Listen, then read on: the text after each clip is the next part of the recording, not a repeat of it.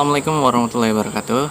Baik, saya dari Robi Ramadana, NPM 174050 1003, lokal A semester 6. Baik, di sini saya akan menjelaskan terkait tentang mediasi, yaitu dari literatur maupun peraturan perundang-undangan. Nah, jadi untuk masuk ke kedua hal itu, baik di sini saya akan menjelaskan terlebih dahulu di mana sih untuk dasar hukum dari mediasi itu sendiri. Baik, untuk dasar hukumnya mediasi itu sendiri, jadi itu yang pertama ada di Undang-Undang Nomor 30 Tahun 1999 dan Peraturan Mahkamah Agung Nomor 1 Tahun 2016. Itu untuk dasar hukumnya. Nah, jadi Nah, jadi sekarang saya akan masuk penjelasannya ya untuk terkait mediasi itu sendiri. Jadi mediasi itu sendiri kita bisa lihat di pasal 1 angka 1 di Peraturan Mahkamah Agung Nomor 1 Tahun 2016. Nah, jadi mediasi itu adalah cara penyelesaian sengketa melalui proses perundingan untuk memperoleh kesepakatan para pihak yang dibantu oleh mediator. Oke, jadi mediator itu sendiri adalah hakim atau pihak lain ya yang memiliki sertifikat mediator. Jadi sertifikat mediator itu bisa kita lihat di pasal 1 angka 3. Jadi pasal 1 pasal 1 angka 3 itu, jadi sertifikat mediator itu adalah dokumen yang diterbitkan oleh Mahkamah Agung yang atau lembaga yang sudah mempunyai akreditasi ya, Jadi itu untuk sertifikat mediator.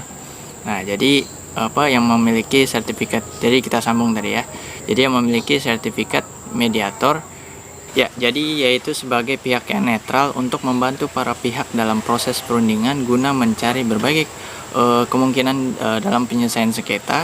Dalam penyelesaian sengketa tanpa dengan cara adanya memutus sama memaksakan suatu penyelesaian sengketa. Jadi itu yang disebut dengan mediator ya guys ya. Jadi itu. Jadi untuk para pihak dalam mediasi itu yang pertama yaitu ada 2 orang atau lebih subjek hukum yang bersengketa dan membawa sengketa tersebut ke pengadilan untuk memperoleh suatu penyelesaian sengketa tersebut di pengadilan. Itu di pasal 1 angka 5, Dan untuk biaya mediasi itu sendiri menurut Perma nomor 1 tahun 2016. Nah, jadi di situ untuk biaya mediasinya meliputi tentang biaya pemanggilan para pihak, terus biaya perjalanan dari salah satu pihaknya itu yang mengeluarkan pengeluarannya itu, dan yang ketiga yaitu bisa meliputi biaya pertemuan. Jadi itu untuk baik, di sini saya akan lanjutkan bahwa tadi yang sebelumnya itu adalah merupakan dari sumber dari peraturan perundang-undangan. Nah, baik, di sini saya akan lanjut yang ke literaturnya. Jadi bahwa dari tujuan dari mediasi itu adalah yang pertama menemukan jalan keluar dan pembaruan perasaan, menghilangkan kesalahpahaman. Yang kedua, yang ketiga menentukan kepentingan yang pokok. Yang keempat, terus menemukan bidang bisa saja yang memperoleh persetujuan dan menyatukan bidang tersebut menjadi suatu penyelesaian yang dibuat oleh para pihak.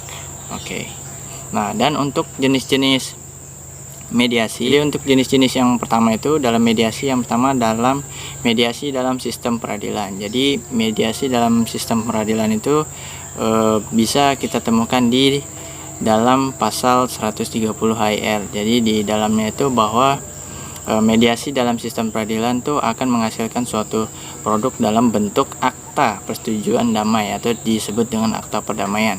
Itu kalau di dalam sistem peradilan. Nah, terus kalau yang kedua yaitu mediasi di luar peradilan. Itu yang kedua, di luar peradilan. Jadi untuk mediasi di luar pengadilan yaitu merupakan dari mediasi adat istiadat, yaitu kalau di luar pengadilan. Nah, untuk yang ketiga yaitu mediasi arbitrase, yaitu bisa kita jumpai di dalam pasal 6 ayat 4 Undang-Undang Nomor 30 Tahun 1999, yaitu mengenai arbitrase dan alternatif penyelesaian sengketa. Akan masuk ke dalam tahapan mediasi. Jadi ada 2 tahapan dalam tahapan mediasi. Yang pertama itu ada mendefinisikan permasalahan, yang kedua ada memecahkan permasalahan. Nah, di sini dibagi lagi mendefinisikan permasalahan itu dibagi lagi ada 3, yaitu yang pertama mengawali proses mediasi, terus mengungkap keperluan tersembunyi, terus merumuskan masalah dan menyusun agenda. Terus yang kedua memecahkan masalah, itu misalnya melakukan pengembangan pilihan. Terus yang kedua menganalisis pilihan, yang kedua melakukan proses tawar-menawar. Dan juga di dalam prosedur mediasi di dalam pengadilan itu ada juga kelebihan dan kekurangan dari mediasi tersebut. Nah, jadi di sini saya akan jelaskan terlebih dahulu untuk yang kelebihan dari mediasi di dalam pengadilan ini. Nah, jadi untuk kelebihannya yang pertama prosesnya cepat. Nah, terus yang kedua memiliki sifat rahasia dalam mediasi ini. Nah, terus yang ketiga tidak mahal. Nah, untuk biayanya itu tidak mahal. Terus bersifat adil juga. Terus yang ke 5 memberdayakan ilmu. Terus yang keenam juga keputusan yang hemat. Nah, terus yang ketujuh keputusan yang bersifat tanpa mengenal waktu. Oke, untuk yang kekurangan dalam mediasi ini adalah yang pertama sifatnya tidak memaksa. Itu untuk kekurangannya. Yang kedua, mediator itu kurang terjamin. Mungkin bisa aja mungkin mediatornya melakukan kesalahan atau apa gitu mungkin. Jadi masih kurang terjamin. Oke. Terus yang ketiga bisa berisiko gagal. Jadi bisa aja mungkin di dalam suatu mediasi itu bisa aja gagal. Oke. Jadi itu aja. Oke, jadi mungkin itu saja yang bisa saya dapat sampaikan dalam terkait penjelasan mediasi ini. Bila ada salah kata tolong dimaafkan. Oke. Ya, jadi mungkin itu saja. Bila taufik wal hidayah, wassalamualaikum warahmatullahi wabarakatuh. Bye bye.